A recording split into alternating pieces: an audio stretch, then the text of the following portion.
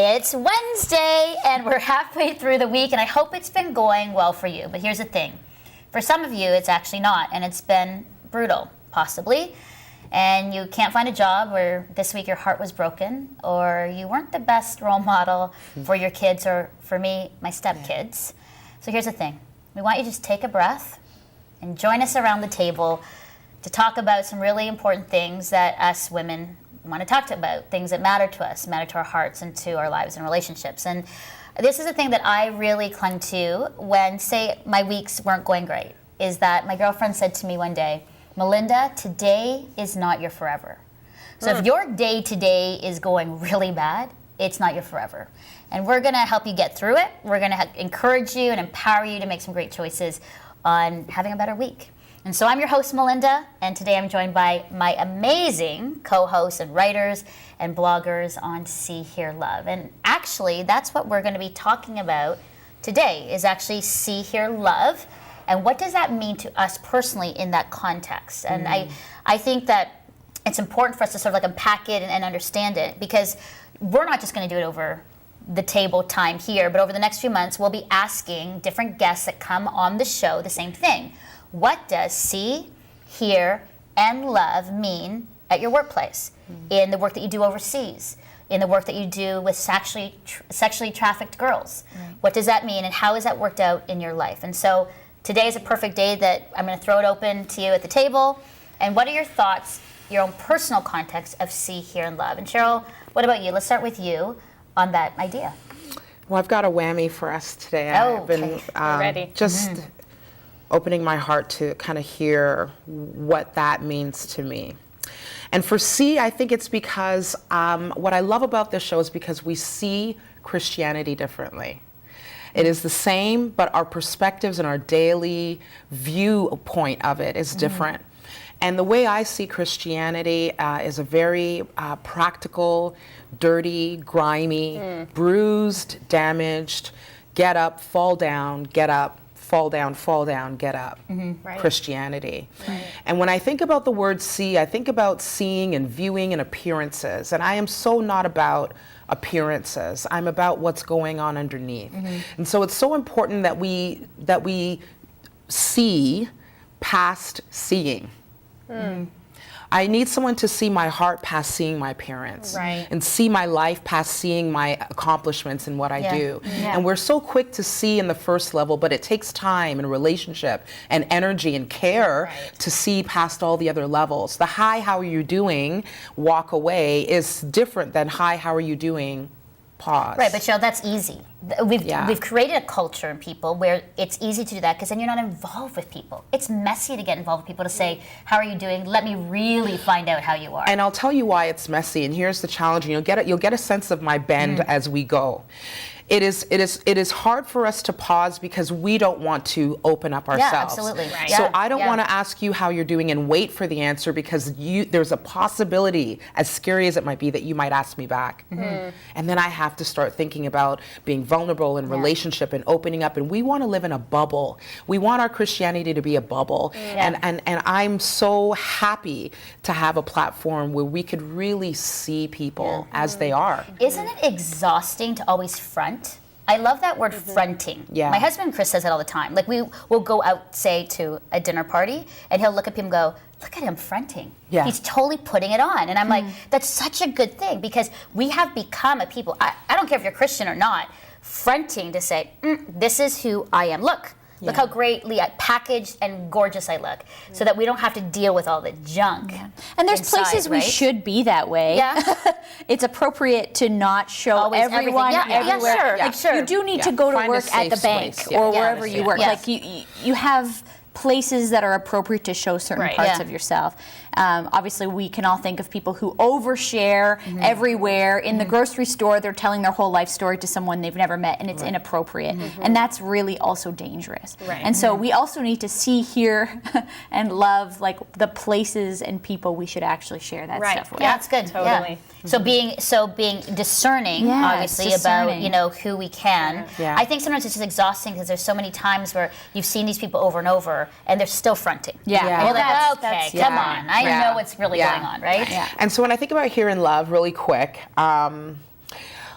with the work that I do through the arts, I have been privileged and really based on my life and just the life that I've lived, the big life with big lessons.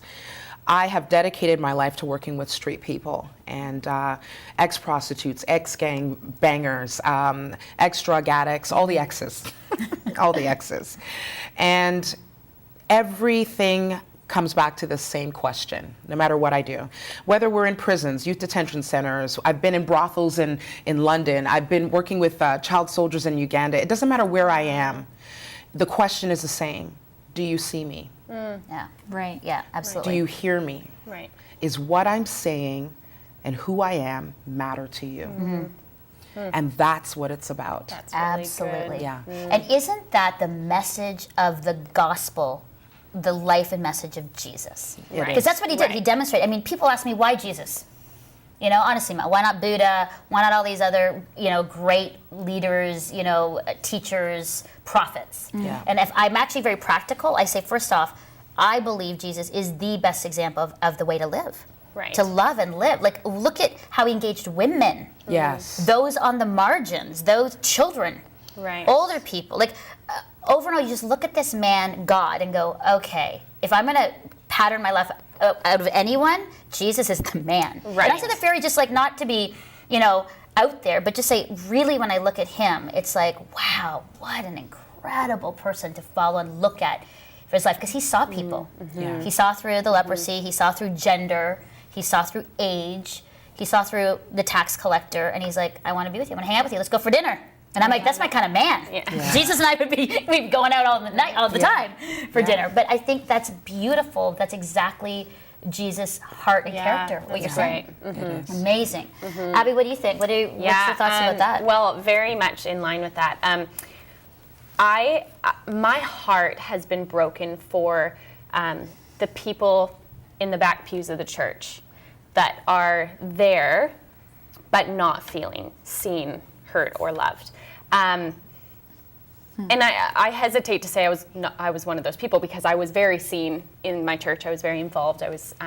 But when I went through a difficult time in my life with separation and divorce, I was that girl that was hearing all of the messages, hearing all the sermons, and nothing I was doing. I was doing all of them right, but it wasn't changing my situation, and I couldn't change that situation, and so it became this.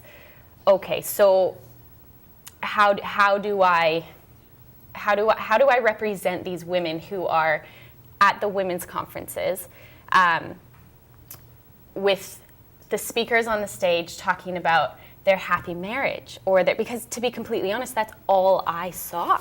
The happy marriage, or here's how you love your husband the best, and all those things are so good, but there's still a reality that unfortunately those things won't change. So I started really having a heart for those women who are feeling small, feeling unseen, unheard. And there's unloved. There's many women that I've heard. And men who should say that. Who, when I've been speaking at conferences, will say, I'm never seen. Let alone, I don't want to be on the platform, Melinda, but I come to a conference and nobody sees me. And it's an interesting thing because I'm like, well, they see you. They're like, yeah, but they don't see me. Exactly. Right. I walk by and I'm just invisible. Yeah. Right. And I'm like, oh, women, Yeah. right? And I'm guilty. I I'll be honest, straight up, the shiny extrovert EFNP and the Myers-Briggs people. Right. And I have to really, when these women come up, I'm like, you're very different than me. And okay. I'm very much the same as you. Right? in The that. challenge. Yeah. I'm an ENFP. I'm very much the same in terms of you gravitate towards your kind. But I think I just started, my eyes were suddenly open to seeing the women who didn't know what to do because they were doing things properly, but it still wasn't a happy life, or still wasn't working. And so it's all that religion. Yeah, it is. Me coming from BC to Ontario, to translate that, first of all, in my context, I've been trying to put myself out to be seen, heard, and loved because I don't want to be the surface girl. I want to meet people and build relationships, but on that deeper level. And I'm the girl that probably needs a bit more discernment because I will talk with anybody. But I so desperately desire those soul connections. And I really am trusting that God will use me to eventually cross paths with those women who feel alone or isolated. So that's my see, hear, love, is I want to make sure women know, well, women and men, but people who are going through the things that aren't talked about, they're not alone. That's good.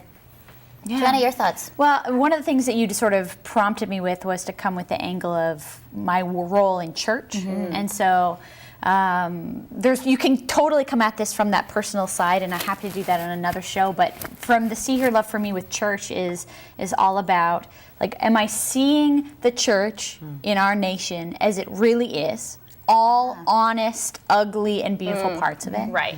And honest about where it's going right now in our nation, which is not so great overall. And am I hearing why that's happening, and why people are in the church, why people are out of the church, why people don't ever want to come to a church, or why people have left a church, or why people passionately run through the doors of a church. And then, like, the love is, of course, like, my great love is the church.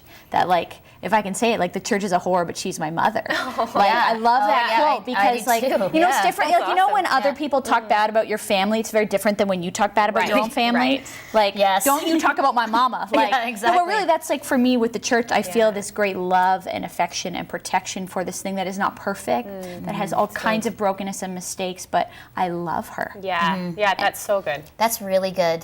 So in the context of church, in the context of the work that you do, in the context of streets, church streets, and in your own, like, marriage and really, you know, the heartbreak of yours. Well, and it is the breaking. church too. Like, it's Absolutely. it's that. Like, it's the imperfect that I love to embrace. I love it because it's all the church, because it's the church the church being the church on the streets. Because it's not the building. I'm talking about going through the doors, but it's not. It's about. And it is. It's about the people. There's such a great love for. I think you've really encapsulated for me. I mean, I think for me to start a show called See, Hear, Love was the basis of, like, 20 years. I started when I was 7. Of speaking, 20 years of speaking, really across Canada. You're quite a pro at it. Yes, actually. I know. Across Canada. So you're 27 now? I am. Yes. And I think that when I said See, Hear, Love was exactly what we shared, was that, you know, I've met thousands and thousands of women who, after I would speak, would come up with tears in their eyes, holding, you know, my hand and just saying, "Can you just hug me? Can you just look at me and really see me, Melinda?" And those moments have broken my heart, because it is women who are women that you would maybe know, women who you have seen are authors, women who you don't know, but all the same saying, "Will you see me?" And just hold me, give me a hug, and pray for me. And in the hearing, it was like, "Can you just listen?" The tough part about for hear is I am a talker. I love to talk. And just talk to my husband, Chris, and he'll say, "Yeah, I need to sometimes zip it." So the hearing part for me is the challenge in the everyday about hearing people where they're at. Right. And the love part, you know, just like, you know, talking about, you know, our verse, you know, when we talked about love, you know, binds everything together, gentleness and compassion, is really loving as God does. And that's a challenge, because I have to go back always to, you know, the Bible and the gospel to say, you know, how did Jesus love people? Because I'm not doing it well, and I always have to go back to him and look at his life and say, you know, this is how he did it. And I think for us, you know, in a time in our life and in politics and in the world, more than ever, we need to be women and people who see, hear, and love people. More than ever. And I don't, you know, nationality, religion, faith, sexual orientation, gender, age, enough. You know, God sees everybody, and it's like, I love them. So, you know, I know I'm being preachy now, but I'm just kind of like, that's good. That's really the core and the foundation of the show, you know? And I know why I've brought you all on here is because I know that's your love too, loving of the church, of people, and figuring out ways to engage the world with this love of the God. broken. Exactly, right? Oh, so thank you. I mean, and that was so great, because I hadn't really heard this, so it's so great that we could hear this around the table now. I know that Kimberly has some thoughts, but she's going to write online and on her blog or do a vlog video about her thoughts about See Her Love, so you can check that out online as well. Well, I know that we are so going over time, so it's going to be really quick because, Cheryl, what is today? What is Wednesday? Wednesday is the new Sunday, people, if you didn't get the memo. Yeah, and? It is Women's Crush Wednesday. Here we go. It's a time when we really lift up our sister and honor someone who's gone before, maybe sacrificed, done a lot to make life better and to lift the sisterhood higher. Yeah, I love that. Yeah. It's like the sisterhood of the traveling pants kind of thing. But okay, so who? Because we always want to do this, and we are going to probably put more about her online. But our girl woman this Wednesday is a Canadian girl. Woohoo! And she is, who we admire, crush on, and love is Abby, Cheryl. Anne Voskamp. That's it, Anne Voskamp. She's So Canadian. good. For a lot of people in the U.S., they're like, what? I thought she was one of our girls. I thought she was one of us. Like, no, we're taking her. ours. She's Canadian. Yes, she is. All right, we're going to do a quick little crush on her because I know that, Abby, you're probably going to write a lot about her, but we want to just focus on Anne because what an amazing journey she has been on. Yeah. What an amazing author and woman. Thoughts, Abby, about Anne? So Anne was one of the studies I did with my women's group. And at first I was reading the book and I was like, I don't understand how she's speaking. And then I actually audiobooked it, and my goodness, she is so eloquent. Most beautiful written book. We did the 1,000 Gifts.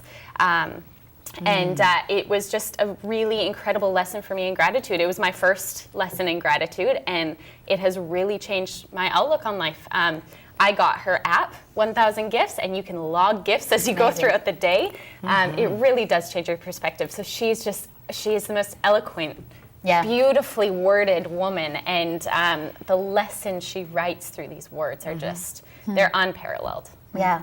Thoughts, Cheryl? Any thoughts on I love her articles in Christian Today. Got to look at a couple. ChristianToday.com, Huffington Post, World Magazine. She's been on the Today Show. Just an amazing. I think she's a voice of today. I think she's very much the modern woman and independent, strong, balanced, funny. Little rough around the edges. Little quirky too. Quirky too. But she's super authentic. And I gravitate to authenticity. Love that, and so in building our cake, I love that. Yeah. We're baking a cake for you, Anne. That's what I love about her, is her authenticity. It's good. Joanna, any other little thoughts? I think she just uses words like a weapon. And I mean, she just like cuts through to the real thing and like says something that like pierces your heart or cuts through the noise. And I don't know, or like a surgeon with a knife, right? She's just like precision cutting. So good. She's good. And it's powerful. Yeah. My thought about Anne was I actually first met Anne in the green room just down from the studio. If you just walk like 2 minutes, there I met Anne. We were interviewing her on her book, 1,000 Gifts, and it was fun, it was inspiring, and this was before she became famous and a New York Times best-selling author. So here's the thing, she married a farmer, she's a farmer's wife, she has 6 kids or 4 kids? She just has a lot of kids. But what I loved about her, she's very, and I say this with real respect, earthy, humble, gentle, gracious, unassuming, which I really like, and maybe that's the Canadian roots about her. And then for her to be taken up into the U.S. and being a part of all these things, it's just amazing to see how God can use anyone in the place of surprise to use words as a weapon to make a difference in the world in writing and prose and in her writing. So I am so proud of her. I think the Canadian part of her, I'm like, we got to feature Anne because she's a Canadian girl, and Anne, we hope you're watching and listening, but we just want to say, way to go, girl. You are crushed today. Yes. We admire you, we esteem you, we highlight you, and that was just sort of the cherry on top, as Cheryl was saying about baking the cake. And we just want to thank you for the good work that you're doing in the world. So, ladies, I think we're over time. That's okay. Lots of thoughts, and again, we're just going to continue the conversation online. And for you viewers, please check out our blogs about our shows. There's more about Anne Voskamp and other great resources. And make sure to share our show on your social media platforms with family and friends that need to be encouraged today. We'd really love your support. Well, I hope you have a great rest of the week, and we'll see y'all on Friday for our flashbacks and favorite things. Bye.